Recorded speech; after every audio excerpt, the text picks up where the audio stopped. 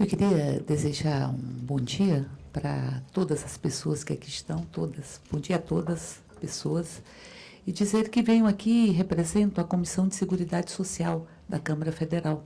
E falo também em nome da nossa presidenta, a deputada Conceição Sampaio, que não pode estar aqui neste momento, mas que gostaria imensamente de estar participando deste evento. Então, venho e falo em nome de todos os parlamentares e as parlamentares que compõem a mesa diretiva ou que compõem a Comissão de Seguridade Social, que reputo uma das comissões mais importantes da Câmara Federal, porque discute o que é fundamental para que nós possamos valorizar o ser humano.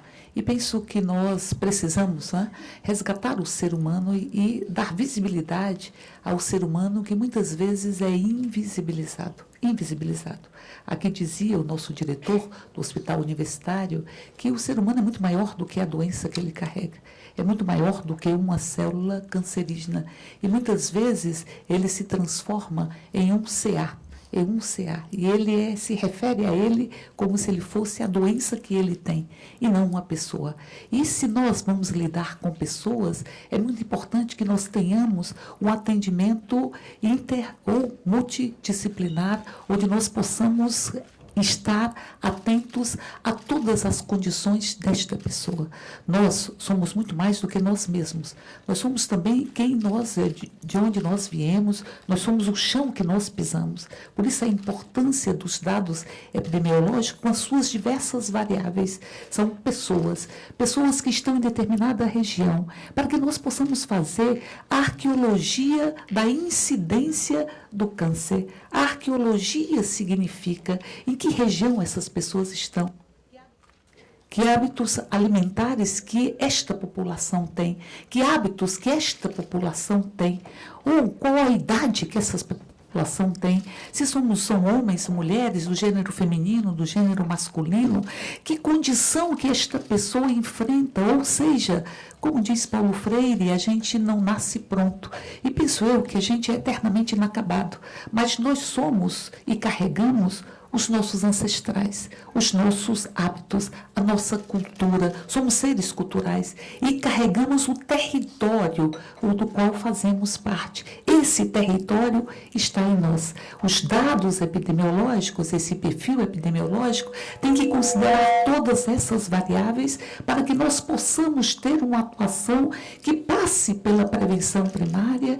Isso significa, em grande medida, que nós possamos entender quais são as condições que podem gerar ou que podem provocar uma incidência maior do câncer.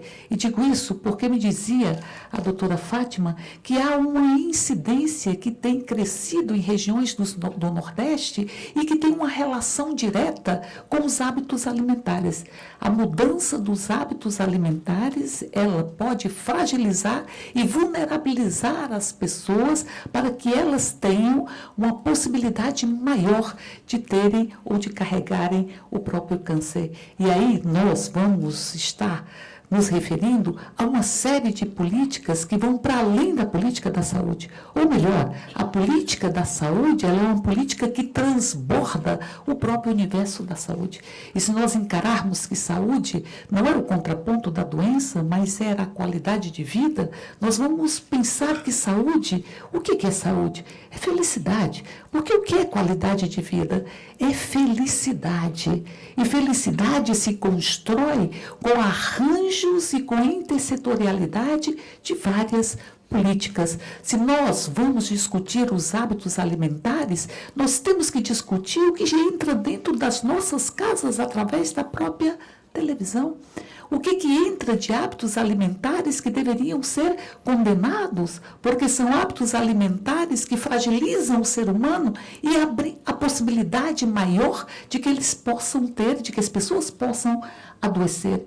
Então, portanto, é preciso que nós também olhemos quais são os limites dos produtos que entram na casa de todo país através das televisões, que são produtos que têm uma relação, a sua ingestão, uma relação com o próprio e com a incidência do câncer. Mas, para além disso, nós temos que discutir o que os nossos meninos e meninas estão comendo na merenda escolar. Quais são os alimentos que estão sendo fornecidos na merenda escolar? Nós temos que, portanto, ter uma atuação, como aqui já foi dito, que é multissetorial. Nenhuma política só se basta para poder assegurar os direitos da pessoa humana. Até porque os direitos da pessoa humana, eles são interrelacionados e são indivisíveis. O direito à alimentação é tão importante quanto o direito de pensar, quanto o direito de nos manifestarmos, enfim, nós não podemos hierarquizar os direitos.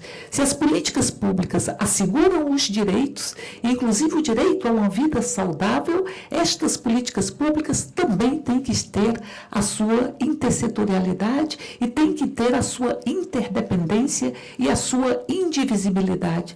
Então, portanto, diria eu, que é preciso que nós possamos pensar em uma política de enfrentamento ao câncer que passe, como aqui já foi dito, pela prevenção primária, pela prevenção secundária, pela necessidade do diagnóstico precoce, porque em grande medida e muitas vezes o câncer é uma doença silenciosa, e quando ela aparece, muitas vezes é tardio o diagnóstico. É preciso que nós tenhamos tanto a prevenção primária do ponto de vista dos hábitos, e aí nós vamos falar do tabagismo, mas vamos falar dos hábitos alimentares e tantos outros hábitos e tantos elementos que muitas vezes estão inseridos na nossa cultura, estão sendo arrancados dela pela invasão de produtos ou pela invasão de uma televisão que precisa, ao meu ver, também ter controles no que diz respeito aos elementos que são fundamentais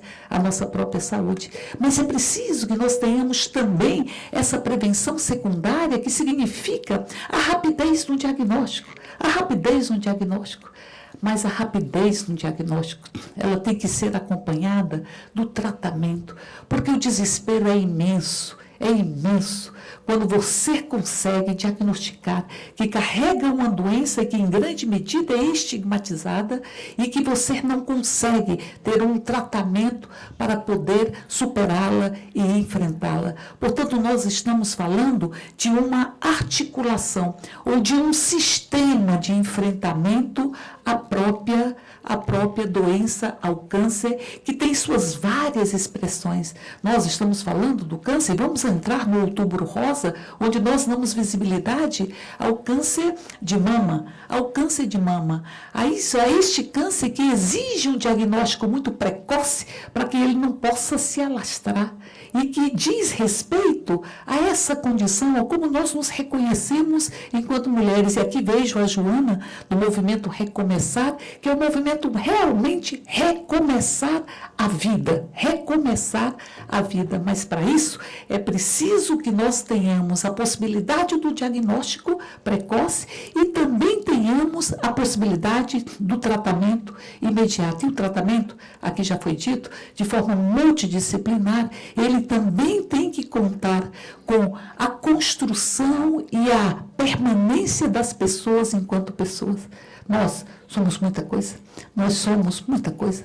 Por isso, nenhuma medicina ou nenhuma saúde ela é absolutamente eficaz se ela for médico-centrada, se ela desconsiderar os vários aspectos que precisam ser vistos e serem abordados para que nós tenhamos a condição integral da própria saúde. E nesta condição integral, as nossas especificidades, porque as políticas públicas, penso eu, elas têm que ser universais sem nenhuma dúvida, mas nós exigimos, a sociedade exige, o momento que nós vivemos, que é o momento de um dilema shakespeariano do ser ou não ser, que as pessoas têm padronizadas as suas formas alimentares, os seus hábitos, enfim, padronizados, quando muitas vezes a mão invisível do mercado adentra as cidadanias da nossa intimidade, captura os nossos comportamentos, a forma como nós pensamos, captura o sagrado, captura os nossos desejos.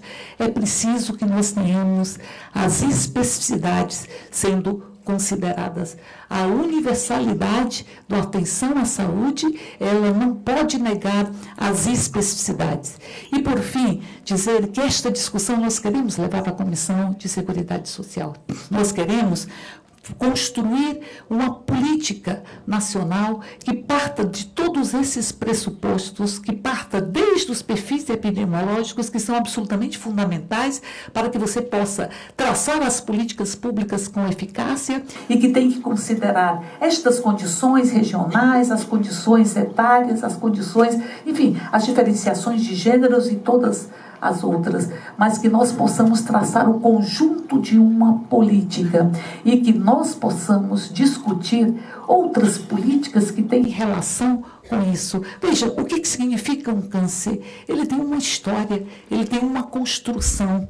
E tem câncer que nós enfrentamos, e as mulheres, câncer de colo de útero, que não deveria mais existir no país. Não deveria mais existir no país, que pode ser erradicado neste país se nós tivermos atenção à saúde necessária para que isso possa acontecer. Mas é muito importante que nós possamos traçar essa política nacional, onde nós possamos dizer, inclusive, que é preciso que nós escutemos a vigilância sanitária, que nós escutemos as outras políticas para o que sai nas televisões, particularmente de venda de produtos alimentícios, que muitas vezes são produtos que provocam uma debilitação e que muitas vezes, como disse a doutora Fátima, nós temos as mães, porque saem na televisão acreditando que esse produto é um produto saudável e incorporando no seu dia a dia. E muitas vezes o mercado tende a vender o produto fazendo uma capa de condição saudável deste próprio produto. Quantas vezes os alimentos são vendidos como se fossem naturais, saudáveis e importantes para o crescimento e são alimentos que vão nos fragilizar. Por isso, frente a todas estas discussões e a necessidade de discutirmos o controle dos meios de comunicação, porque é importante que nós possamos ter atenção às estratégias de saúde da família, que é o chão que a gente pisa, fazendo essa discussão, a capacitação necessária para que isso seja feito, as formas de prevenção primária, mas é muito importante que isso não seja desfeito ou que nós não tenhamos o contraponto do que é derramado dentro das casas. Nós conseguimos tirar o tabaco da televisão. E nós conseguimos ter uma política de enfrentamento ao tabagismo extremamente eficaz neste Brasil. Extremamente eficaz. E ainda assim, nós ainda temos no tabaco, uma variável incontestável de diversas formas de câncer, e é preciso que nós possamos, enfim, aprofundar esta discussão. Mas é preciso que a televisão também ela seja impedida de vender uma série de produtos que são produtos nocivos à nossa saúde. Eu encerro dizendo e deixando aqui as congratulações da Comissão de Seguridade Social, dizendo que nós estamos enfrentando, neste momento, na Câmara, uma discussão que eu acho que todas e todos deveriam se envolver, porque diz respeito ao país, não ao futuro, mas porque o futuro não é algo estanque. O futuro, ele se constrói a partir do presente, como o presente se constrói a partir do futuro, posto que a vida é dialética. Mas nós estamos enfrentando uma proposta de emenda constitucional que tende a congelar os gastos com a saúde e uma saúde subfinanciada que nós temos neste Brasil e que é preciso que nós possamos assegurar que os recursos para a saúde